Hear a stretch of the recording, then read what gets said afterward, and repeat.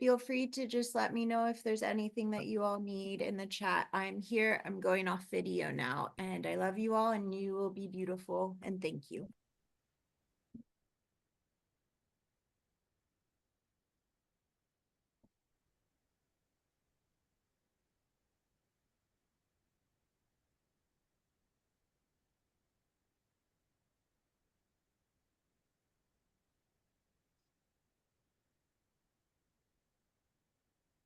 The waiting room is open and folks are joining us now.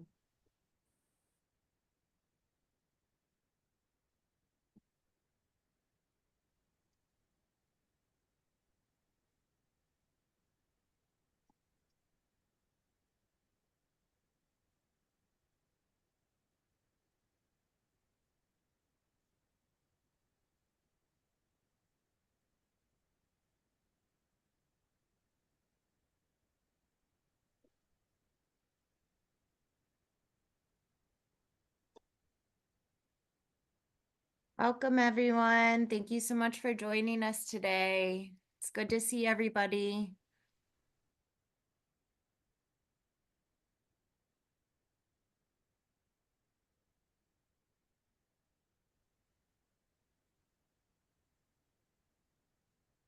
Wahida, the floor is yours, my love. Welcome, everyone. My name is Wahida Shabazz L. I am the Director for Community Engagement for the Reunion Project.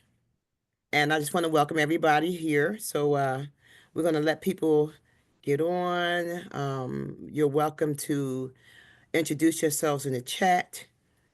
Tell us who you are, where you're joining us from, and we will get started in a couple more minutes. But yeah, welcome. Come in, welcome. The doors are open.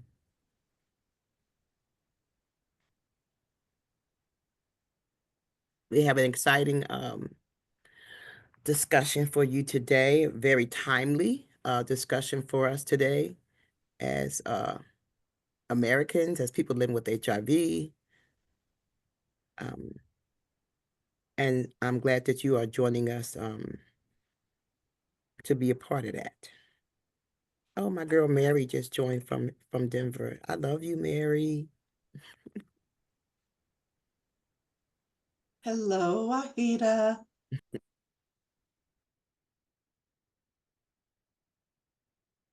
So good to see you. Always a pleasure. You know, I always keep a place in my heart for you. And all of you, this community has been my rock. We have an amazing community, and we get through this, through everything with community. This is not a walk I want to walk alone. So I'm glad to see Melanie here, and I'm glad to see people introducing themselves in the chat. And we are at 4 past the hour, and I think that probably we can get started. So we have a beautiful picture there of Kenyon, who's our moderator. But I think I want to tell you just a little bit about the reunion project before we get started. So is there a slide? Oh yeah, and this part, right? This is important. So let's talk a little bit about housekeeping. And for those of you who are just joining, my name is Wahida Shabazz L. I am the Director for Community Engagement with the Reunion Project. I'm a person living with HIV for over 30 years, and I'm so glad to be here and welcome you to this to our webinar today. How we're taking care of ourselves in an era of misinformation and disinformation, right? So let's get to the housekeeping first, and then I will be happy to introduce our featured speaker and our moderator. So this event is going to be recorded, and it's going to be sent out to everybody who registered. You'll get this recording tomorrow in your email. Closed caption is available for those who may have hearing impairment. You can use the chat feature to ask questions. Feel free to ask questions via the chat during the webinar. All questions will be addressed during the last 15 minutes of the webinar. We will make sure we addressing your questions, and staff is going to be taking notes of questions in the chat throughout the webinar. If you wish to remain anonymous, which is your choice, you can keep your video turned off and consider renaming yourself. You can be anybody you want to be today. You can rename yourself on your under your face with the little three little dots on the right, or you can just keep your video turned off and take a moment to fill out the evaluation near the end. It's going to be sent it out to you near the end of the webinar. It's going to be really important to help us know that we're getting it right or what we need to be get a little better at. Thank you. And so this is what I live for. Telling you a little bit about the Reunion Project. This is our roundtable convening back in 2015 in Palm Springs, California. The Reunion Project was founded in 2015 by activists living with HIV. The Reunion Project is the alliance of long-term survivors of HIV. We collaborate with local and national HIV advocates, providers, researchers, and together we convene, we connect individuals and communities. We share our experiences of survival and loss, and we honor our past, but we also develop successful strategies for living and supporting one another because today we know we have a future. Right. So I just want to just thank everybody for being, and you can join, you'll see our websites at the end, near the end, how you can join the Reunion Project, reunionproject.net will get you to our webpage. And I think I'm going to introduce our featured and our featured speaker and our moderator now, if that's okay. Oh, we have to thank our funders. We'd like to thank our funders because we can't do this without support from our funders, and we are funded by Gilead, Vive, and Broadway Cares. So we are forever grateful for that kind of support from them. So our moderator and featured speaker today is Kenyon Farrow. Kenyon Farrow, pronouns are he and him. He is the Director of Communications, where he leads AVAC's communications team, as well as our narrative change and strategic communication efforts to help influence key stakeholders, policymakers, and the media to expand access to HIV prevention, supporting research and development, and programs advancing global health equity. Kenyon's done a lot of things. I've known Kenyon for, I don't know, I'm going to say over 15 years. In addition to his political work, Kenyon is a prolific essayist and author. He's a co-editor of the Book of Letters for Young Activists. His work has appeared in publications such as Medium, such as Paz, The Atlantic, Out, BET.com, The Griot, Color Lines, Logo. He's just fantastic.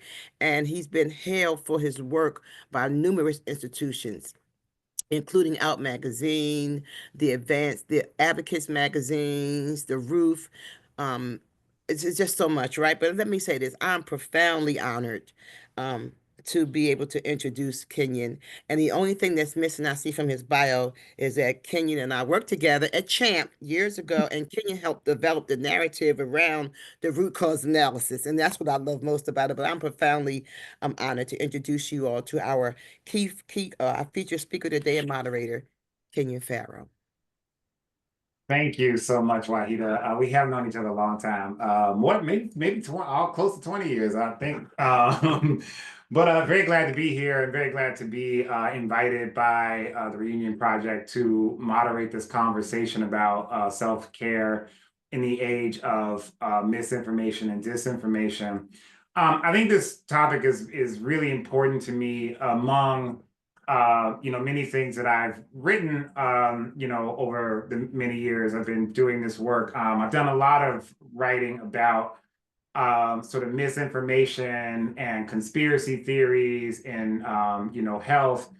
And I think, about, how these things, really impact us on so many levels. So, first and foremost, when, we talk about the level of misinformation, disinformation, particularly around, HIV, we certainly understand the ways in which many of the laws that criminalize people living with HIV, many first began in an era where there was lots of mis and disinformation about the virus itself, how people contract the virus, et cetera, which set up, a lot of the just public policy and laws that many groups, including people on this call, Reunion Project, Center for HIV Law and Policy, Zero Project, and others are fighting against, number one. But we are also, seeing a resurgence of a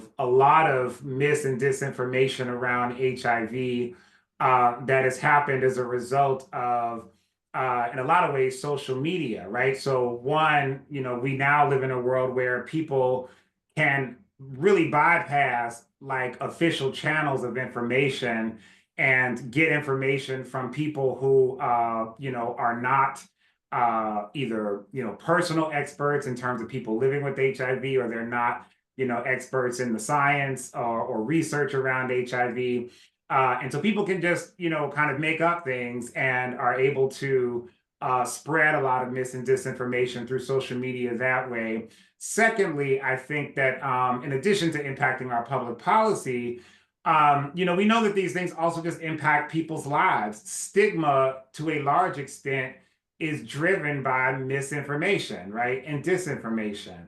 And I think, certainly the Reunion Project does, but, as somebody often who works in the kind of policy and political realm, we don't talk, I think, enough about the actual emotional and psychic and damage that the kind of mis and disinformation does to people's actual, selves, right? In terms of feeling like, they are, a part of community, that they are, that their lives are worthy, et cetera. And so I'm really glad that we're having this conversation. I think particularly now, as we're, in a space where so many things are being taken from us in terms of all of the work that, many of us and people on this call and people that we have, unfortunately long lost, fought to have, for people living with HIV, is being rolled, undermined and completely gutted and cut. We've heard a lot about, what's happened in the Trump administration with certainly the international HIV response through PEPFAR and through USAID. As a communications director at AVAC, which mostly focuses on prevention, but we, sued the administration over some of those cuts, and our lawsuit is still pending. And I think that they chose the international work because that is the space through which most Americans pay the least amount of attention. So they were able to kind of roll that stuff out quickly and first, because it doesn't touch most people in America unless you work for organizations or for federal government offices that do global health work. But trust and believe they are not done with also coming for the domestic HIV research and programs, which we're in the last 2 weeks in particular have begun to see, the layoffs and cuts at federal agencies like CDC, NIH, at HRSA, and the other branches of Health and Human Services. This is also going to impact what happens to people at the local level. If the federal government is not, providing grants through CDC for, prevention programs, then that will impact health departments at the local level. It will impact CBOs. Same thing with HRSA and the spending or Ryan White program, right? If those programs are either defunded or you lay off massive amounts of staff, it's not just sits at the federal level or sits in DC. That has real life impact on people being able to access treatment and care. And again, a lot of this is able to stand on the, kind of idea that has been pushed a lot in the world we live in around, who's deserving of healthcare, who's deserving of social safety net programs, who's deserving to participate in like society, right, writ large. And so, we're going to have to fight, and a lot of that is going to be also to fight mis and disinformation. I think, however, I'll say this last piece, and then I'll bring in our other speakers to speak from their perspectives. But I think one of the things that we have as if there's any light at the end of this very, very dark tunnel we're in, is that because they are so totalitarian in their approach to gutting so many different things, it is hitting so many different people's lives, from farmers, in terms of the tariffs and what that means for farmers, for rounding up immigrants, which certainly impacts agricultural workers, et cetera, and then cuts at the VA and other sort of programs that impact veterans, et cetera. This is a time that we can actually begin to reinsert HIV into a range of different other movements and conversations that people have, while people understand that what is happening is beyond unjust. It's an actual atrocity, and begin to actually talk to people about why the services and programs that we have for people living with HIV are critical and important.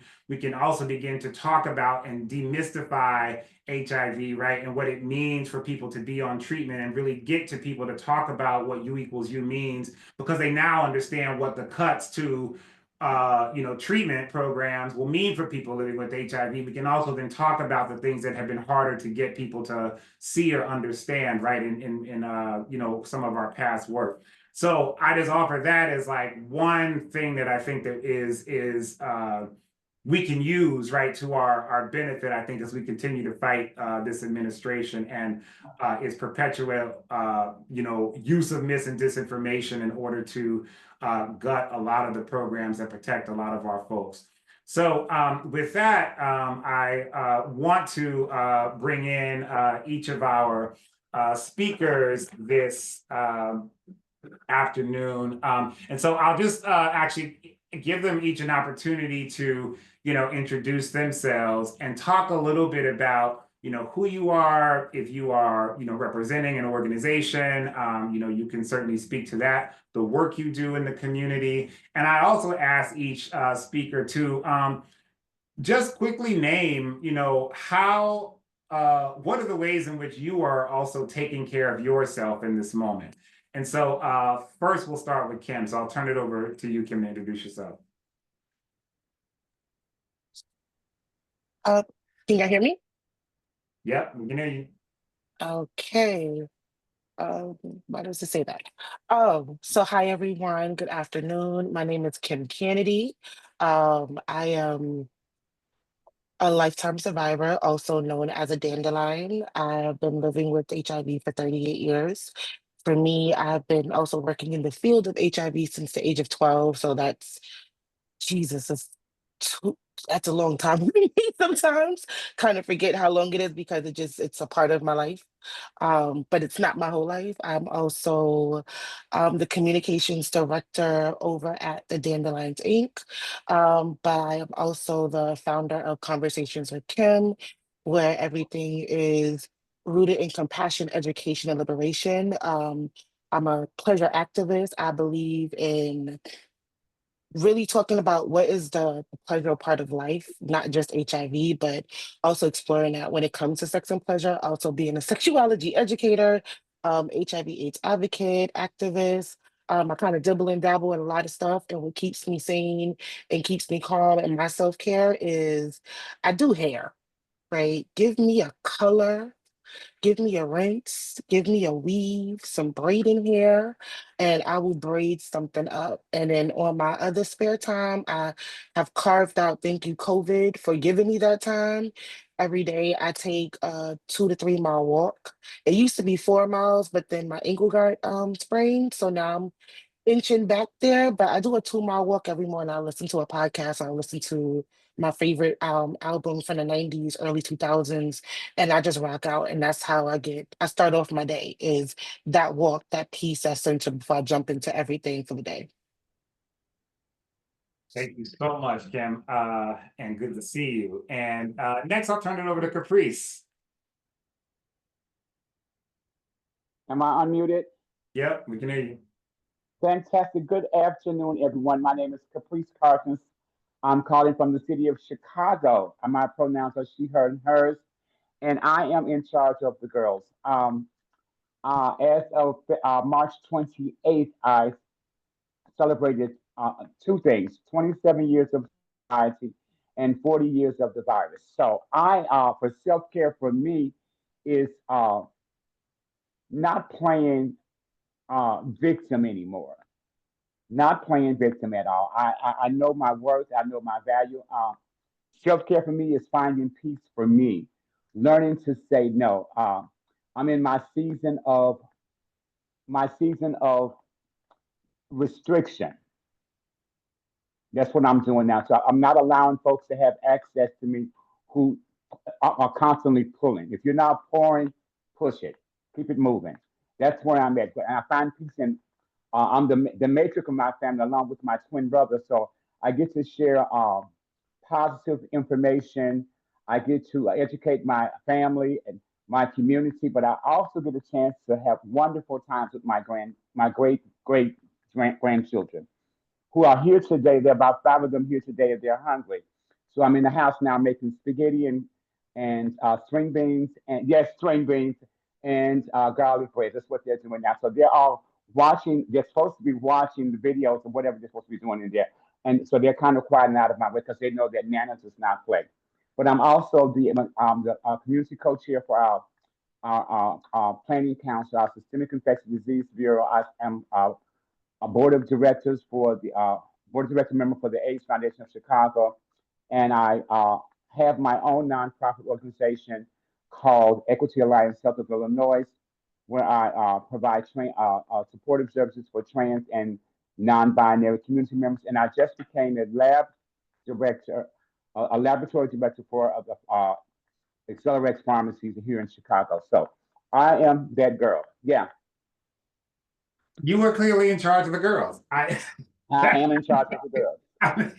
I make no right, no bones about it. Thank you so much, Caprice. And last but certainly not least, Barb.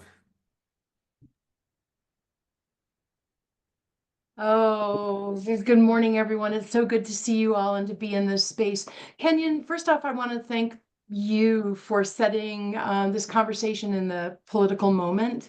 It is so important for us as we talk about living with HIV that we also really talk about how we're in this unique place where we absolutely have the science to be able to minimize new transmissions, but what we don't have is we don't have the political will.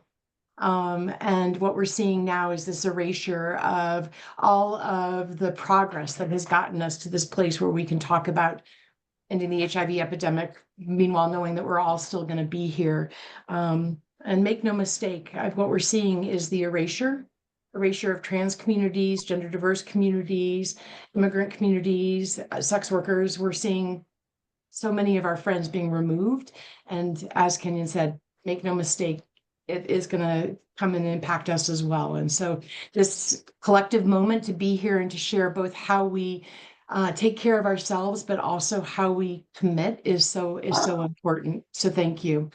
So Barb Cardell, they, them pronouns. I'm the program director with the Positive Women's Network USA. I have been in community with so many people who are on the call and in the audience. And that to me is my self-care. Absolutely. When we talk about self-care, my tag phrase is consistent drinking and intermittent paddleboarding. And when we're talking about consistent drinking, it doesn't need to be adult beverages. It can be coffee, it can be tea. I use that to actually highlight the importance of being with other people, being with people that know us and see us and lift us up and celebrate us. So being with people and sharing time is so important. And then for me, water in any form is how I find my joy and connection to the world. And so I paddleboard and I kayak and I do also frozen water is a-okay, snowshoeing and all of those things, because it reminds me that if we don't take care of our body, that everything else that we want to do is really, really hard. And I think that is a reminder, again, as somebody who's been living with HIV now for 34 years. Sometimes I forget about that, and I just want to be a brain and a heart and not have to pay attention to the shell that carries all of the rest of that around. But unless we pay attention there also, we really are not able to do all of the work that we need to do. So for me, I talk about really consistent love for our community and support with each other. And that to me is how I come into spaces and how I advocate and show up. Thank you, Kenyon. Back to you. Cool. Thank you so much. So I want to first kind of, based on your, opening comments, kind of throw each of you a specific question, kind of based on how you framed it. And so I'll go back to Kim and just ask you, you talk a lot about pleasure, right, as a form of self-care. And so I'm interested in hearing you talk a little bit more about why you think pleasure, is really important and critical for self-care and how you define them. Sure, no problem. So that is the one thing that we do not emphasize on or talk about while being in the field of helping others or even just helping ourselves. We will talk about prevention, we'll talk about education, but when we talk about the pleasure aspects of this life, nobody seems to talk about it. It's one of them things that it's out of sight, out of mind. Just like self-care, when we think about what we need to do to take care of ourselves. People literally have to tell us on the plane to put that mask on first before you help somebody else. But we do not use that rule for everyday life. So for me, I been doing this for, like I said, been in the field in different aspects, whether it was education, prevention, policy, I've been all over. And I got burnt out. I could not see what I saw the big deal. I felt it, but it was also one of them things where I was tired. I was tired of being used. I was tired of feeling tokenized. I was just feeling ignored, screaming on a mountaintop. And I stopped and I took a step back because my husband likes to say that you never really fully stopped. And I had to re-enter back into the space and really understand what I wanted to do and how I wanted my impact to be felt. And it was focused on the pleasure part and I love talking about sex. That's like my passion is sex and pleasure. We was women, black women, period. We were used as tools. So from the beginning of time. So for pleasure was never something to focus on. And again, like I like talking about sex. So it's like, how can we talk about pleasure with sex? How can we talk about pleasure in life? Just bringing the joy back into things. And I know that it's hard, it's bleak with all the misinformation, with everything that's happening. But I really do love to figure out that being optimistic and figuring out what's that one thing that gave me happiness in that day and how can I use that to keep going every single day. So that's how a lot of what my advocacy is rooted in is in pleasure, it's in joy. It's not to be mad, it's to not get frustrated of where we are right now, but to understand, let's learn from where we are and then make that into a pleasurable, into a joyful situation. Thank you. And Caprice, I'm gonna reference your, being in charge of the girls again. I think, so part of what I hear in that, honestly, in that, that reference is, somebody who, obviously is a community leader, in Chicago and nationally, but also, and correct me if I'm wrong, but like is probably the kind of person that in addition to doing the advocacy work and your 9 to 5 and all those things, is somebody that people in the community come to, right, for their needs and to be relied on when other folks are in crisis. And so I'm curious to know, how do you stay in charge of the girls, right? And kind of as a community leader and advocate for other people and take care of yourself at the same time. Well, can you hear me? Yep. I keep it a buck. I keep it a buck with the girls. I don't sugarcoat it. I don't mask it. I tell them the absolute truth. And oftentimes, folks don't want to hear that.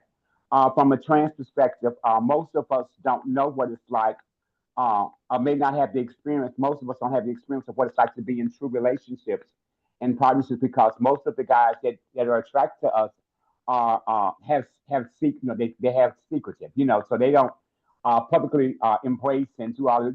Every once in a while you get one that kind of can scurry through, but most of us will never get a chance to experience that. For me, I find out that I'm a resource hub. I've survived for 40 years, so I'm full of knowledge of where to go for access. And all I ask folks to do most of the time is, if I give you this information, show up.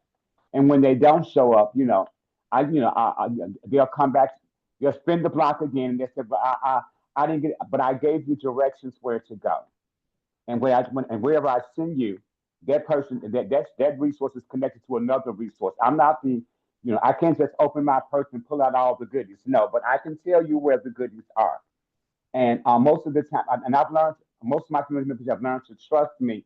They know I'm a no nonchalant kind of girl. I'm 68 now, so there's no filter. You get what you get, and if you're not ready for it, that's not my issue. That concern belongs to you.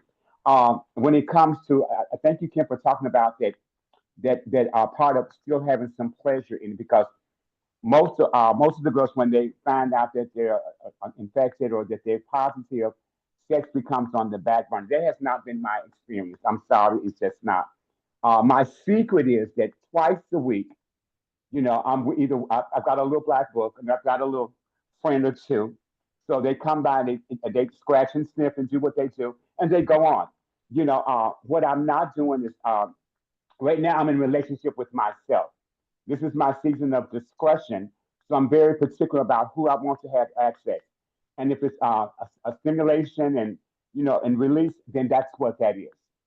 Most of the guys that I meet want to do 50-50 relationships. I'm 100% of who I am. So if you can't come in at 100, don't stop. Don't stop past you. And then, like I said, it's about being discerning of who I want, what I want, how I want it. I'm at that stage of my life where I'm not taking substitutes. I'm not settling for, just something to tide me over. I've learned to take care of myself. Most females use the rose. I have something different than a rose. I still invest into the video market. I love a visual that gets me right there, and it's cheaper because I don't have to give it a cigarette. I don't have to give it a sandwich. I can just actually clean up and go to sleep. So, just being in my own world, in my reality, I find the humor in what I do, and I find it to be pleasurable because I says, why settle for when I know what I need to have done? I'm 68.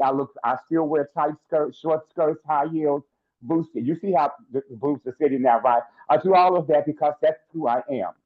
That's who I am. So as long as I'm connected to who I am, that's an attraction to the other girls. So they always come to me and say, "Hey, Nana." And at first I used to be offended by Nana. What are you? They was like, "No." And one young girl told me, she says, "No, I don't mean to disrespect. I mean that my Nana was very smart and wise, and she made pathways for me. So that's the platform I'm giving you." So I had to embrace that. So around Chicago, I'm known as Granny, Nana, all of that, because I'm that girl that they can come to for whatever they need to come to for. If they need to have a conversation privately, if they need to have $2 or $3, I'm that particular person that they come to. So it's been very powerful for me. So I'm enjoying that, my legacy. I'm Thank you. enjoying that. Yeah, I think it bridges really nicely to something Barb, I think, talked a lot about in your opening, Barb, the role of community, right? And as a kind of practice of self-care. And so I would love to hear you talk a little bit about, the way you see community as a kind of a way to embrace and practice self-care. Yeah, thank you. So when we talk about living with HIV, especially as people living with HIV, it is so important for us to be unapologetic about who we are and how we show up and what we deserve. Too often, we're in environments where our providers, medical providers or other providers, try and tell us what we should do, what we have to do around disclosure, around taking medication, around all of this. And I always come back to the community of people who are living with HIV, lifting each other up, knowing what our challenges are, but also knowing that the fact that we survive and even some days thrive is freaking remarkable. Like, Mhm. we are remarkable. The fact that we're here, the fact that we're talking about sexuality, that we're talking about pleasure, that we're talking about community, that is so powerful. And oftentimes it's hard for us to do it for ourselves because of so much of the message that we've gotten. So to me, community might be the one person who calls up, who's already texted me and is like, hey, I see you on this webinar. You look amazing. Like, that right there is so beautiful and is so joyful. Life is hard. So finding joy, finding community, finding partnership and love, whether it is love of someone that we're sexual with or our community love, lifting each other up, is so important. And that's the joy that we get, because going back to the early days of HIV, and this is why I talk about community so much. In the early days of HIV, and I was volunteering in '86. And so, I mean, I was there when we didn't have medications and we were Mhm. losing people and life was hard. And we talk about how we survived. That was because we had each other. We didn't expect anyone else to come in and save us because we knew they weren't going to. So we said, what do you need? Do you need groceries? Great. Here, come over and have dinner with me. You know, do you need somebody to clean your house? Fine, I can do that. Do you just want somebody to talk to? I'm here. And consistently throughout the last 40 years that we have been living with HIV, living in community, that has always been the core value of who we are. And it's our superpower. I really believe that people living with HIV are superheroes. And that's our superpower, is that we know deep down that our differences are just immaterial, that what matters most is that we see each other and acknowledge each other and lift each other up in joy and in sorrow. So that's the community piece of it, is, you know, there's the whole organizing and the advocacy and the policy and all of that stuff. And that's important. But what comes deep down to it is that I see you. I acknowledge that today might be a hard day. You might be showing up all kinds of messy, but you know what? It's okay. It's okay, because we got each other. And that's the part that I just lift up and love with this community so much. Thank you. And yes, I kind of want to turn the conversation now to talk about like politics and kind of the moment we're in specifically, but I'll maybe start kind of with, the past to some extent. So I'm gonna come back to you, Barb. You talked about kind of doing that work, early on in the epidemic, and there was certainly a moment where there was a lot of misinformation, right, about the virus, how it was spread, how it, contracted, and then also particular stigmatizing particular communities, et cetera, right? And so I'm curious, and now we would think, we have moved with social media and, access to so much information and, what we kind of call the information age. And even people talked about this as like the information revolution, kind of the next post of the industrial revolution, right? This phase we're in is about kind of data and information. And so I'm curious to know, how you see the persistence of, mis and disinformation around HIV itself and people living with HIV in a world where there's so much access to correct information, and what you think the kind of cause of that continued mis and disinformation is, and how you think we can kind of address it. I'm coming next to you, Caprice, but we'll go come over here. Yeah, and I would love to hear Kim's thought on it as a communications director with Dandelions as well, because I know that this is something that Kim works really closely on.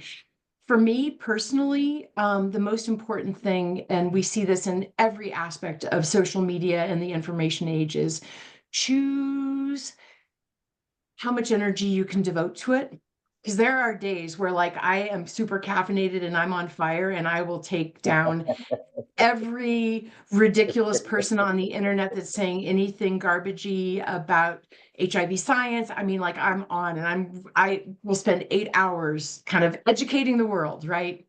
And then there are other days where essentially I don't have that.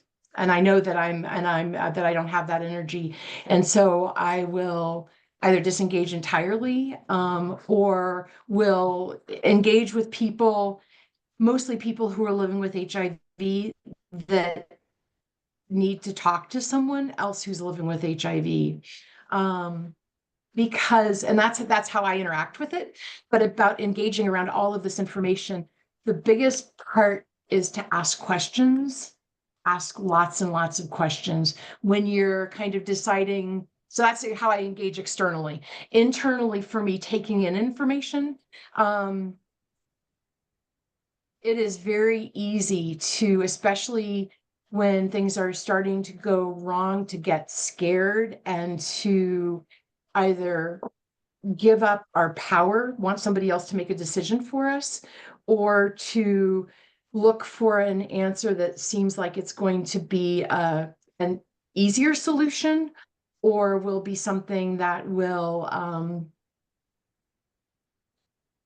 completely take care of a problem. So I'm talking about all of the HIV cures that have been out on the internet. I'm talking about all of the, I mean, one of the questions that we had was, when have you bought into disinformation and how did it impact you? And I had to laugh because in the early days, we basically had notes that we wrote to each other and newsletters that we would have, like really old school. And somebody was talking about kombucha mushroom tea. And it was, you would grow the kombucha mushroom but you would do it at home. So like super unsterile. And the sickest I ever got was when I drank the kombucha tea and it ended up actually having a parasite in it that then took me nearly 2 years to clear up. So ask lots of questions, think about it if it feels right for you, talk to lots of people now as much as ever. And if you find yourself getting triggered, like, oh my God, this is super terrible, or oh, this is so great, stop, step away from your computer, put your phone down, go on a walk with Kim, sit outside, drink a cup of coffee with me, do something to just stop in the moment. Because when you find yourself getting really reactive or needing to do something right then, that often means that you've triggered something in an emotional response. So give yourself an opportunity to let that settle down, to then determine, is this right for me? So sorry, Kenyon, I don't think that I entirely answered what you were asking, but that was No, it's okay. It's all right. So, no, but I appreciate that. I think, so Caprice, kind of same question, but I also kind of want to spin it a little bit to say, we're also not just in terms of HIV living in a moment with the kind of so much mis and disinformation, that's out there, and kind of what Barb said. I've started in the last month or so started to see even more like I can cure HIV, I can cure herpes, I can cure on Facebook that I've seen since I've been on Facebook, right? These accounts, I know that they're monitoring those things less and less, right? They're just letting, and they probably have laid off a lot of their fact-checking staff. But Caprice, I want to talk to you about. We're also in a moment, in addition to HIV, where trans folks and trans identities are also under attack, and also through a lot of mis and disinformation, right, about trans people playing sports, about trans people using public restrooms, et cetera, et cetera. And so I'm curious to know, what are the strategies that you, I think, use both to kind of protect your own emotional space from a lot of that bullshit, but also what's your work in kind of combating a lot of that mis and disinformation about trans lives, that you see as well? When the administration first started signing those executive orders, a lot of trans folks started panicking. And I told them most of these organizations, as a matter of fact, the majority of these organizations have a legal staff already in place for this type of stuff. So now is not the time to panic. and do stuff that has nothing to do with you. Um, and I also told, thank you, Rob, for talking about Barb, talking about that finding time for yourself. Oftentimes, when I'm in spaces, I don't want to always be the poster child after 40 years. I need someone else to share their narrative. But I also do a thing called stop, rewind, press play. So when I'm overwhelmed into spaces, I have to stop, which means I need to don't do nothing. Rewind means I need to assess the situation different. Play means I need to respond different so that I'm not under any type of pressure. You know, and I think also that modifying the language because oftentimes some of the supportive services are strictly not designed for trans women. I remember what y'all called them sex workers back then. Now I was a hoe back in my days. I was a real hoe, and most of those guys that got HIV were my dates. So when it came to taking care of them, I was never thought about in that equation. But all I knew that wherever the access was, I needed to just continue to show up. And I remember this is before name change. And one day I had worked for an organization, and I was their trans liaison, whatever that meant at that particular time. And they had done a clinical trial. They needed two more people of color to participate in that study. And I kept showing up to those places. And they kept telling me, "No, we're not doing you girls," and blah blah blah. And I said, "Well, wait a minute, sir. My documentation says this. Don't look at this. Look at this. What are we doing?" And that's how I was able to I took that risk, and it gave me an opportunity to figure out what I needed to do for me. So oftentimes, and because according to the policies, they want to erase all of this, even though Elon has a trans child, you know. And I don't, and even though Trump is married to an immigrant, so to speak. So all those particular things, they just don't add them. And I just tell folks, listen, worry about the bill, worry about the thing that pays you. That doesn't pay you to be worried about them. That's bigger than all of us. That's a big, but it affects the funding and the resources that come in. They have legal staff that have been on retainer for years. Now it's their time to go in and block all that. Worry about where your next dollar is coming from. Worry about how to strategize. And now it's not the time to sit in silos as trans-led organizations. Now it's the time for us to commute together. You know, whatever I don't do, you do. Let's collaborate. You know, I've always said that incentives control the game, investments change it. So learn to do some elevated pitches, learn to promote what it is that you do. And when you're vastly uh, uh, uh, talented, you can go into any space and promote yourself and walk out with a couple. I know I can go into some space and walk out with some money. You know, so sometimes when I'm at a conference, I'm not there for the layout of the land. I'm looking for funders. I'm looking for donors. I'm looking for volunteers. And I've learned how to do some elevated pitch. I can describe about 5 different facets of me in a matter of minutes. Once I've made a connection, I need to know, what are you donating? What are you contributing? Because I can't do this by myself. And I know with folks that have a lot, that investors when they have money, in order for them to keep it, they have to spend it. They have to spend it. So I think oftentimes when folks step into the realm of HIV work and all of that, they look at the pretty stuff. No, go in deeper, learn the language, learn the fabric of what it is that you do, and then find something in it and modify it to fit what it is that you want to do, so you can shift the narrative. So you can shift the narrative. So I don't plan. Listen, I'm not pressed. As long as Trump stays off my block, we good. We good. He come on my block, he may have a problem. Appreciate it.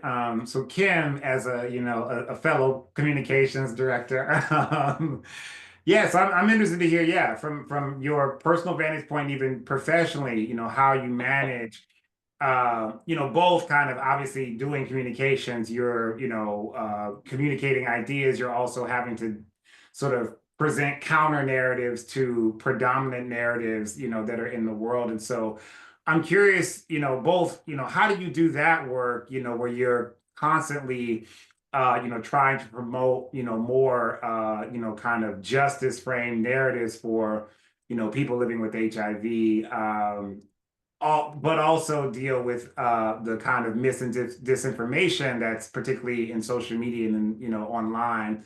And so how do you do that professionally, but then also how do you take care of yourself while you're doing that? Because it can also be very emotionally draining and sometimes frankly traumatic to deal with trolls and people on the internet, you know, or in the DMs of, even if you're managing the organization's social channels. I used to do that when I was the senior at thebody.com, and the amount of crazy conspiracy theories that were just in the Facebook, you know, it was like that was like a full-time job just managing that. So I'm curious how you deal with that, both for your work externally, but also manage your own, you know, protect yourself in that. So first I would start off with creating boundaries, masturbating, and alcohol. Those are the three.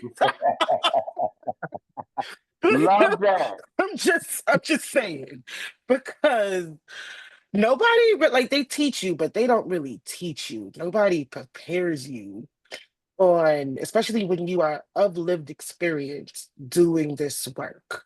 You know, so one is I'm tied in the community in different ways, and not just those who are lifetime survivors, but with every community. Like I feel like I'm an ally with everyone. So that first step of knowing what everybody else is doing, how are they responding? How does how are those responses can help us with the response that we're about to put out. Fact checking is, again, it's community, going to those trusted Mhm. sources like NIH, going to um, PWN. PWN, y'all are quick when it comes to responding stuff, like quick, quick, quick. Zero, go into the Well Project. Like a lot of people, they'll put out stuff before we even see it sometimes. And a lot of the stuff, that boundary that I have is sometimes we have to ignore stuff. And the trolls, I'm a troll killer in my daytime. In the daytime, when I'm just sipping coffee on a couch, oh, that sounded really New York saying coffee.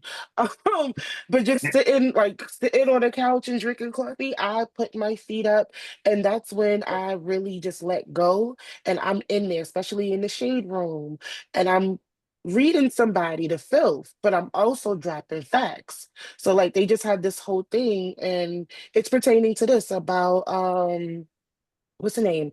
Tamar Braxton. And Tamar was Mhm. like, I'm on prep because them people in, the boys out in Atlanta, they doing too much. And everybody went crazy inside of the shade room, Hollywood Unlocked. Yes, that is also part of my self-care, is going through that and reading what's going on. And I went under the comments and I was like, y'all worried about this, but she's actually protecting herself. We're not talking about Mhm. doxycycline. We're not talking about this. So a little bit is, coming at them in one part, but then also dropping a little bit of knowledge, and then throwing in links, and then those people sometimes comes to us. They come to my page. What's she talking about? My page is full of education because usually I'm going under my public page because I want you to go to my page. I'm leading you to the information that is correct. And I think that's a part of, you know, going and disseminating that information is, I know that my Instagram page is with correct information. It's with correct resources. So when you want to come and you want to say something, or, you are spewing negativity based off of trauma and fear, I'm leading you to the righteousness of my page, where you have other activists who are actually giving that information as well. And I think that's the power of community. It's the power of advocacy, is that you could still read somebody down, but then also give them the correct information. And then so that way they can have that. My goal isn't to get everybody to have all the correct information, but if I can get one person and snag that one person, that's made my day.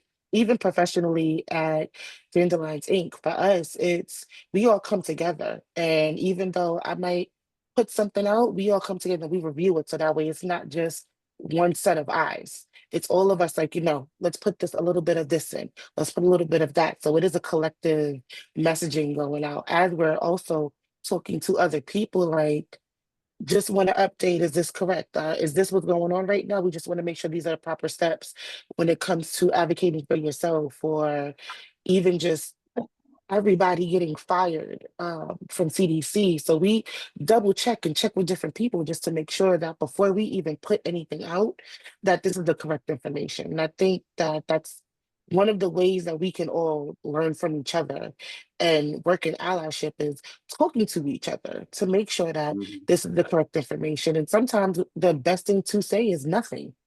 Sometimes it's just to be quiet, wait, let people know we don't have it right now, but when we do, we will let you know. And I think that's the humbleness that people, should practice when it comes to giving out information or not giving out information is to just not sometimes, or let's just wait and say we don't have it right now, but we will. And when we do, we will make sure that you have it.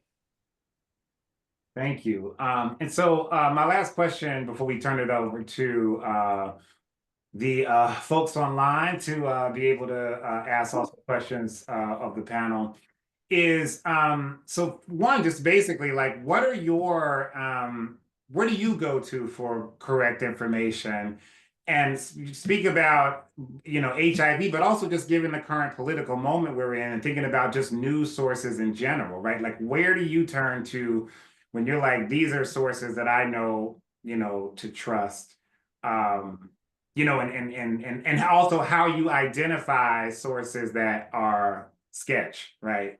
Because I think that's also helpful for folks. Like, how do you see things and question whether it's actually validity? Because just because somebody put it on a website does not necessarily mean it's real, right? So yeah, so there's a question. What news and sites do you use, or both in terms of HIV, but just in terms of following what's happening in the news and politics?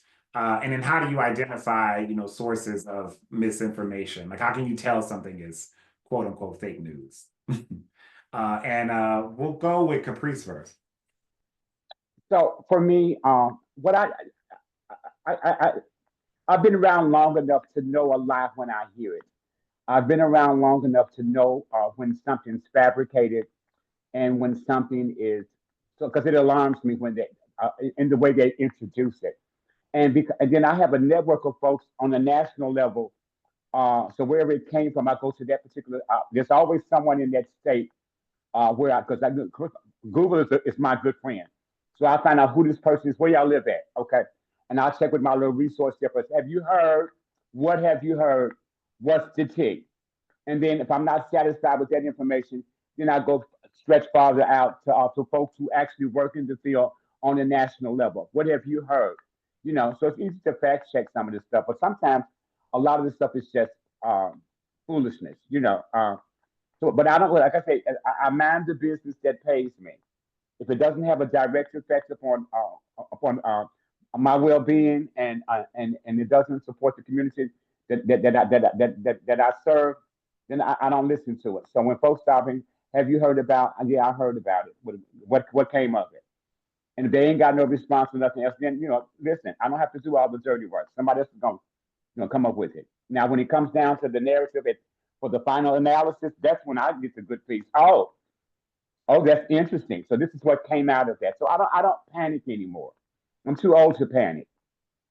Panic doesn't look well with me because it causes stress and stress kills. So, like I said, I'm 68. I'm absolutely gorgeous, and and so I just don't have my season of discretion is about being particular about what I hear, how I absorb that. Is it healthy for me to listen to this? Is it healthy for me to share that? Is it worth me my time and my energy to be involved in that? And oftentimes it's not. So I just let it fly. Thank you. Kim. So I just want to say something what Capri said. I always say you want me to be giving away my T cells, literally by being stressed out. I am just throwing it away. I'm like, you're stealing my T cells. I'm not going Right. to allow you. Like, that's crazy. Um, Trusted sources. So I think everything has a trusted source. When I think of just even like when celebrities die, you like the first place for me, like I go to TMZ. Like if TMZ ain't reported, it's not real. And for me, it's kind of like when I go straight to social media straight. Because Google, if I go to Google, Google gonna tell me that I got 2 days to live and to say goodbye to my loved ones. So I try to avoid Google as the first place, but I'll jump to social media and see what everybody is talking about. I'm also of an age where social media is the first place that I will go to because not everything on is a trusted source, but I follow a lot of people. On one account is all of the healthcare networks, all of the healthcare organizations, my activists. Now, the other account I got is the ratchetness, where I know I can't trust anything about it. I kind of curated that for my sanity, for those boundaries, is to have one for professional work that I know that if 3 to 4 organizations is usually on it, then I can use that and use those keywords and go into Google and know what to look for versus just going straight there. I also think that the places that I would go to, like I said before, PWN, y'all quick with it. Zero, healthcare.org, medicineplus.gov, USA.gov, NIH, they usually post up. Now it's kind of wacky right now because a lot of stuff is censored. But again, and it sounds crazy, but TikTok. There's a couple people that I follow on Girl. TikTok that be saying real news because everything is so censored right now. And I can drop the line, send it in the email so that way people can follow it later on. But they're like trusted people on TikTok, on Instagram. Like social media, yes, it can be crazy with the trolls and misinformation about, hey, follow Dr. CB and take these 3 cloves of garlic and jump on 1 foot so you can be cured of HIV. But also, there's some real good facts in there. And just like Caprice said, like if you know what bullshit sounds like, you know what not to do. Now, that's for us who's experienced. For anybody else who's just trying to find that information, again, link it with community, going and finding out who those organizations are. Like this is a perfect time to type in HIV communities in your area, going to CABS, maybe even reaching out to AHF. They might have those connections, in your local area, your actual maybe larger hospital, because I know that I'm privileged. I live in New York City. So New York City, we turn around, I could spin the block and see 3 different clinics and I will be connected into care. That's not the same for somebody who lives in Florida or somebody who lives in Iowa. It's a struggle out there. But if you do come, look on my page, go to PWN, hit up Sister Caprice who's in charge of all the girls. We can lead you to where you need to go to by following us, and then we can show you where to go. Even go into Dandelions Inc. We're on Instagram, we're on Facebook. Like there's different places. You just need to know where to look. And I think starting right here is where we can start to actually make sure that the information is correct. Thank you. And Barb. Yeah, and Kim, thank you for those kind words about PWN. We absolutely feel that being ready, informed, and ready to respond is part of the responsibility that we hold for the community, because so often a lot of the messaging is not led by people living with HIV, and we know oftentimes that we see how it's going to impact us in a way that others often don't. So thank you. For me, I do a lot of reading, and I very intentionally look at both sort of more conservative leaning articles, knowing that they're conservative leaning, and look at more liberal, knowing that they're liberal leaning. One of my favorites that I absolutely love is The Guardian and Al Jazeera. Both of those obviously not in the United States, which I find really telling. I also taken a lot of information from the Change Agenda. Jim Pickett sends out updates and articles. So if people haven't signed up for that, it's a really great resource to talk about a lot of different things that overlap with HIV. And then I look at the listservs that I'm on. So I'm on the NMAC listservs and the AIDS United listserv and so many. And oftentimes filter what they're talking about at a really nerdy level and try and simplify it down to like, what does it mean for people who are living with HIV? What does it mean for people who are, thinking about one thing that maybe they can do a week that can help them feel connected and like they're having some impact. For HIV related information, I go old school. I mean, I go to Pause, I go to thebody.com, I go to TPAN, and most of all, I go to the people in my community, you know, and ask people what they think and what they know, and that is to me my most trusted sources, and so again, you know, we have. You know, when we talk about community, I want to encourage people to spend some time actually in person with people and not even talking about HIV, because then when there something comes up, you kind of know how people sort out. So I know the people in my life, like if I want to know the really like cutting edge, slightly conspiracy theorists, I know exactly who to go to for it. And I'm like, that is great and wild. And okay, I'm going to entertain that. And then I know the person who is reading the research documents from the NIH. And so having those people and knowing where they're at, the most important thing is not to just trust implicitly, but to know that everyone has a bias. Everyone has a bias that we bring to conversations and how we process information. And so filtering that in is part of your conversation, and your processing is important as well. Thank you. Thank you all. So again, I also want to just open it up to folks who have questions. So there's one question in the chat. Folks can drop questions in the chat. I'm also okay if folks come off mute and want to just, you know, kind of offer their question vocally while we're here. But I'll start with the ones in the I see in the chat first. So first question, so could panelists provide some suggestions on how to share information to community members that are not on social media or use email or technology in a way that includes self-care? So what are some of those strategies? That's for anybody. I think pamphlets and brochures and things like that are very helpful. I was gonna say texting. If those have text, if people have text, people have phones. We can do like mass text threads that is not charging people an extra 50 cents to subscribe, because money is tight. But having a text thread going in WhatsApp, maybe connecting with different people and having different WhatsApp groups, and yes, and let them know that you can mute the groups, because I'm real quick to mute a group, so that way they can get the information for sharing.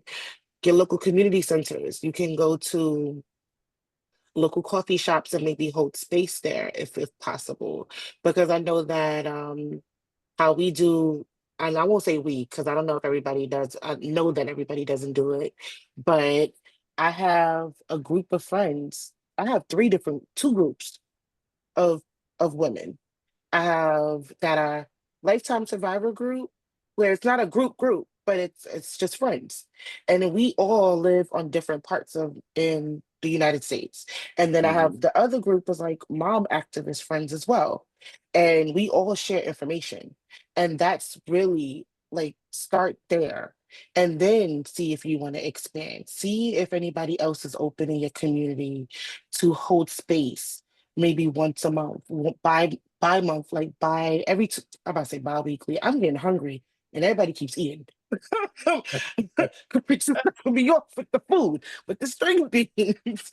But yeah, like hold those space and see if your community would be open to donate space. Just for you to show up and, you know, make the phone calls and see who will pop up. But having that opportunity there, that could possibly be a start. Yeah, thank you. So I just want to interject for a quick second and just say, yeah, I think one of the things we've lost a lot of is just doing community forums, right? And I think we need to get back to those, especially now. And I'll just say here, so I live in Cleveland, Ohio, and I'm the president of the LGBT Center of Greater Cleveland. And you know, we've done like, you know, community forums, but we did one that was a month ago that was a forum about, you know, what's happening in this administration. And we actually had to move the venue to a bigger space once we saw how many people were registering, and got 350 people like filled the room, you know, who were there to talk. So a lot of the things that we're seeing now with these town halls that are specifically about, you know, Trump or the administration, or people showing up to their elected officials to yell and scream at them, either to do something or to stop doing what they're doing, Mhm. you know, can also be effective tools for us, right? Right now, if we're trying to reach folks who are scared or sometimes don't trust what they see on television or on social media or don't have access to those things. So I would totally agree with like, you know, doing more, getting back to doing more, just like community town halls and conversations, or in your house or whatever, your apartment, whatever you can, you know, kind of make happen to kind of share information and resources. So, you know, Barbara, Caprice. Yeah, you know, we still have community members who are still not sharing their status, who are still silent and sitting in silent silos because they're terrified because they have so much to lose in terms of family support, spousal support, all of that stuff. So that's why I said maybe some brochures or little like you say town halls and you know the information spaces where it's safe for them to come and even they and you'll notice them because they'll usually sit in the back of the room. They'll usually sit in the back and they won't have much to contribute toward the conversation, but they're there to receive some information. And I think I know a lot of people who I met a guy a couple of days ago who told me he just recently tested positive, and he's financially secure and all of that, but he didn't want to tell anybody. What he said, what does disclosure look like? I said that's totally up to you. We're in a climate now you don't have to always disclose, unless you're having intimacy with that particular person. So that's where you start first with your disclosure. But in the meantime, you don't have to wear a sign that says or a shirt that says I'm HIV positive. You know, listen. Use your own discretion. This is a season of discretion. You get the chance to decide how you map it out, how you support it, how you share it, how you shape it. That's totally up to you. Yeah. Yeah, Caprice, I really appreciate that because I mean, we know that disclosure is complicated and that it is Mhm. a personal choice. When people start telling anyone that they should disclose, that's really problematic because there's so much that goes into disclosure and if you're safe and if it's the right choice, and certainly disclosing because someone tells you to or because you feel you owe it to a person, that is not a good way to move through the world. I always tell folks that are newly diagnosed, you tell people when it's helpful for you, Mhm. for them to know, not before, not because you think that you have to or because you owe it to them or any of that. Because that is, more and more, we need to make sure that people living with HIV are safe, in their spaces, both physically and emotionally. So for me, how do we reach out to people without social media or a lot of technology? In Colorado, we have the third Monday of every month. We have a community gathering, and we have anywhere from 5 to 30 people who show up. And we keep that intentionally as a space where people can ask like all of the questions. We don't even say ask all of the dumb questions. We just say ask all of the questions. And last time, usually we meet for about an hour, hour and a half, and this is in person. And we have shared the location with case managers and medical providers and last time we actually met for 4 hours because people had so many questions about the current political situation that they wanted to ask and how it was going to impact their lives. And so this was a place where people could come and they could say, well, I haven't really followed it, but how can, this current administration do this? And it's like, okay, well, let's back up. They actually haven't done that. They're threatening to do that. And here's how they can threaten. Here are the checks that we hope hold, but maybe don't. And here's how you can learn a little bit more about it. And so, really, it's been a chance for everyone to come and talk about it in a way that feels really important and safe. I talk about safety a lot, and I think that in every conversation about so many of these things, we need to make sure that that's there for people. So. Thank you. Are there any other questions from folks online?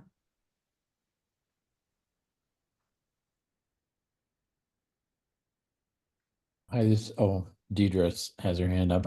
I'll wait. Oh, no, Oh. no, Jeff. I already asked a question. I really was just Oh, gonna make a comment. So please go ahead, Jeff. Yeah, no, thanks. Well, just first, thank you, Kenyon, Kim, Caprice, and Barb for this excellent and really informative conversation. So much useful information. I feel like in our follow-up to people who registered, we can include some of these sources that you all are talking about. So we'll reach out to you to send us some links. And I have a whole list also, so I'm not going to go through my entire list, but one of the things that, and we've talked about this recently, but you know, when I'm on social media, I see a lot of people resharing stuff from their friends who are resharing it from this source that I've never heard of, right? There's all these new groups on Facebook. And it's like, who is this that's, telling us that, the world's going to fall apart on April 20th. It's like, but people start sharing it, and it makes it seem real. And so I find myself having to really be careful. If it sounds too good to be true, or if it's really seems a little wacky, I do a Google search, and if nothing comes up, then it's kind of like, well, this is kind of suspect. Maybe maybe I need to do some more digging. There's a great website called Snopes.com. I don't know where the name came from, but if anyone else knows, I'd be curious. But again, we can put this in a list. That's a great place for just checking the veracity, or whether a story is true or not. They do search and they vet, like a lot of stories that are out there, and tell you, no, this is actually not true, or actually there is some truth to this. And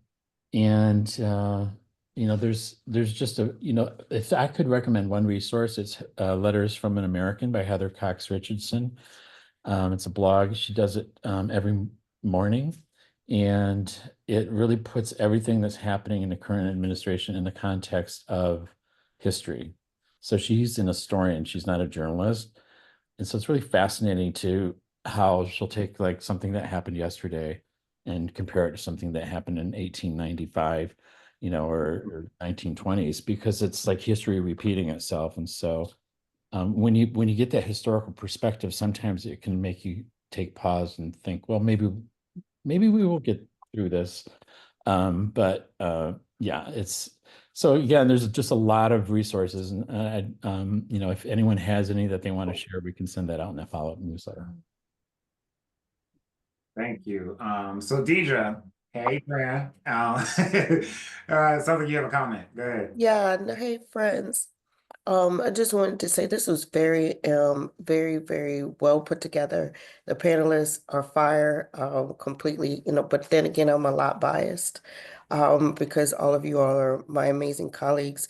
One of the things that I'm super excited to see is Kim, and the Dandelions representation in the space is giving me a lot of joy right now, just across the world. And then we've been seeing you all in Kenyon. And I'm super excited that these will continue. One of my concerns is that as some of us are being more seasoned in this work in life, getting to that 50 plus, I've noticed that there are a lot of individuals that are not on the socials, and someone just put something in there, and finding really amazing ways to get this information and still be in and still do participate in self-care. So thank you for being able to give some feedback on that. But more importantly, we need to continue to have these conversations and talk to our friends about these calls that we're having and sharing this information. So thank you for seeing Kim. I can't wait for we have a walk. Miss Caprice, I cannot wait to meet you in person. My Lord Jesus, on today, that is going to be a hoot holler. And Kenyon, you already know how I feel about you. And Barb, you know. Have a great day on purpose, and thank y'all so much for this webinar. It really made me recovering from wisdom tooth surgery really work. I'm perked up now and I'm ready to go for this. So thank you. Hello. Thank you. Hello? Yeah. Hi, it's Steve Barada. I'm on my phone and I can't figure out how to raise my hand or get my video working. So, can I just share and ask a quick question? Sure. Okay, I'm 64. I'm a 40 plus year survivor, and I live up in Glens Falls, New York. I don't know if anybody knows where that is, but it's the gateway to the Adirondacks. It's an hour north of Albany, and I'm in the middle of a small city, 10,000 people, in a very large rural area that goes all the way up to the Canadian border. And Elise Stefanik is my congressperson, so that tells you what the politics are like right there. Okay. I've been, out with my AIDS status most of my adult life. And anyone who knows me knows, what my status is and what my life is like. But it's a whole different world up here in the rural areas. I mean, we still got people who are closeted. We still got people who are afraid they're going to lose their jobs. We still got people being kicked out of their homes. And I'm not saying that doesn't happen everywhere. It does. But, when you add the geographical isolation and, the hard to access services on top of everything else, it can be quite difficult and it can feel quite lonely. And I am out at every opportunity I have, especially right now, since I do have the voice and the capability of expressing my voice and how to access the knowledge that I need to access. I do speak out at every community function that I possibly can right now about HIV and AIDS issues because I see us slipping back, and I think it's so important to speak out, even in rural areas where people are not connected necessarily. And I was just wondering if anyone else is dealing with, the same rural issues, and are there any groups or anything that anyone knows about nationally that connect, rural HIV/AIDS groups and issues? So any panelists want to respond to that question?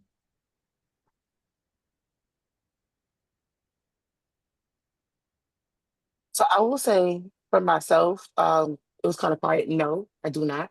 But again, I have no problem asking around and then dropping that to Jeff, dropping that to Kenyon, or even taking your information down and letting you know. I live in New York, but I'm also in the city. So I do know how you said that you're like by the Adirondack. So is that like by Buffalo? No, Mhm. no, no. I'm all the way on the other end by Vermont. Oh, You go straight okay. up. I'm an hour north of Albany. Got you. Okay. I can ask around. Okay, I would Because I appreciate know it. that what's actually I'm lying. The what is it? Oh my God, I forgot about it. And I'm on the group. Uh I'm a part of so many stuff. What is it? Oh my God. Give me a minute to get it's with the Department of Health, the community advisory, Oh, the community Community advi Advisory Board out of Albany. I'm one of the founders of yeah, that group, and I've kind of lost. They deal more with like urban Albany issues. They don't really no no no deal no. with. No, So no, no, the Consumer Advisory Board. So they have it in Okay, Albany, but also in New York's. I can give you the information because I have contacts with the co-chair. was Dan So we Teets? have, Was Dan yeah, Teets one of Dan the Teets people? was so he was the actual, what was it? He so was if like the I liaison. yeah. Yeah. So I'm sorry. no, it's all good. It's all good. So if we have I'm assuming somebody at Reunion Project has Steven's information. So if either I can if you don't connect. remember on this call, right, Thanks. we can make that connection. So we have that. And I'll just say that, yeah, I know the groups that I know that are doing more rural stuff, they're kind of regionally based. So they're either doing work in a specific state or and most of that is southern, right? I think in the south there's more even doing kind of organizing and particularly connecting people to to care and other things is difficult in general, but there seems to be more infrastructure in the southern states because they generally have bigger kind of spans of regional areas. And I feel like in the like kind of northeast and the Midwest and other parts of the country we're not as good at, like, we don't have as much infrastructure for rural work here. And I think that's something I just think as a community need to kind of think about and address, especially now that just even the basic care system is under threat, like how we're going to be able to ensure people in rural areas, like I said, especially who are not in like the South or regions that have a little bit more rural organizations or rural, infrastructure to work with folks. Yeah, it's going to be that much more critical now. So I thank you for raising that issue. All right, so we are almost at time, and so first I just want to again thank all of the folks who attended the conversation today, and thank you for all your questions and comments. And I'll just turn it over to our panelists, who, if you have, another kind of last minute or kind of the last thing you sort of want to leave people with in terms of how to contact you, post this call, or organizations you can share social media accounts, and then kind of one last thought about taking care of yourself in this moment of so much mis and disinformation, which again can be difficult in term politically, but also just personally, right, for folks who just even navigating their own mental health in this time. So I'll turn it over to Barb first. Yeah, I'm going to type my email in the chat so that if anyone wants to have it, it's there.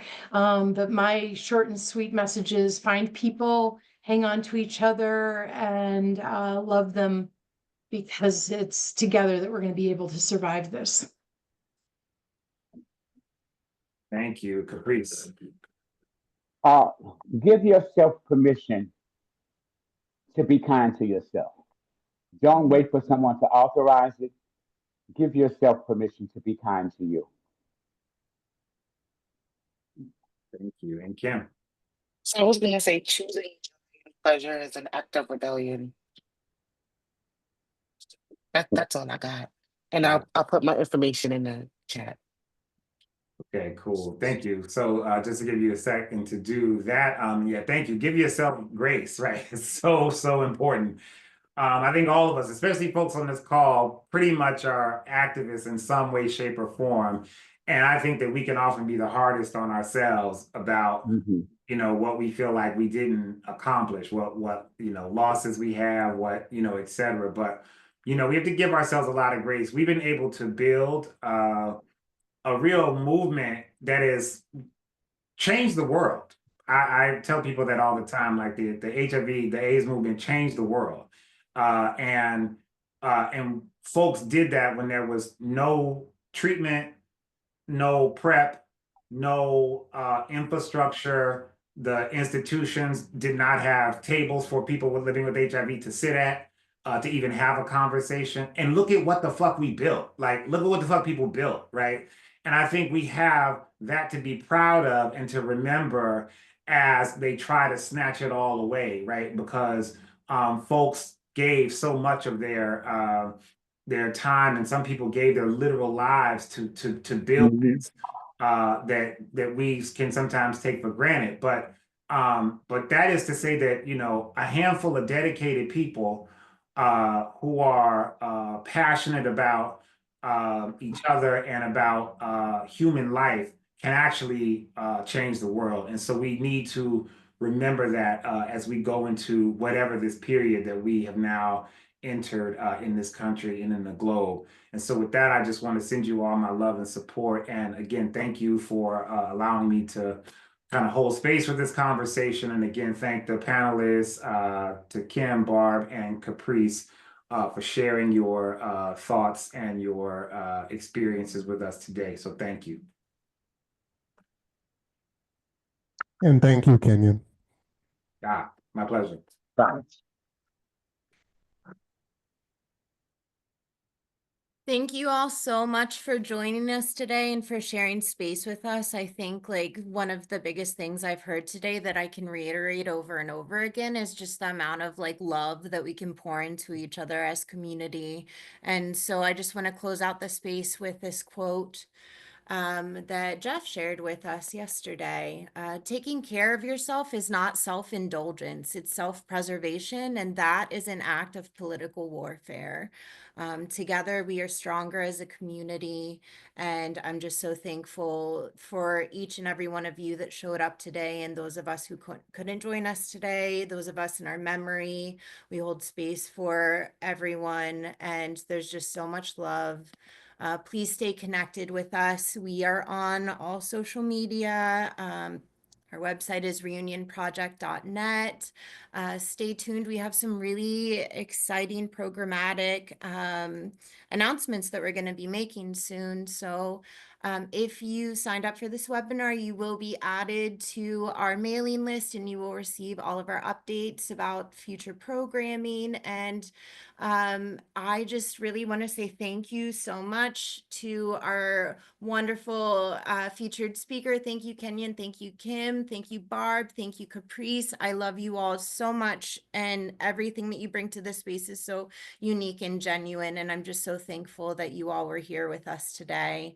And I hope everyone has an opportunity to be able to do something nice for themselves, whether it's having, having that drink or like enjoying pleasure in whatever way that looks for you. It's so important that we really take the time to do that, especially now. And with that, I am going to say thank you all so much. And it's wonderful to see everyone. Be on the lookout for a follow-up email from us tomorrow with the slides and the recording. Take a moment to fill out the evaluation, please, if you haven't already. And yeah, I love everybody. We love you. Thank you for being part of the Alliance, part of the family, and have a beautiful day. Bye, everyone. Bye, everyone. Thank you.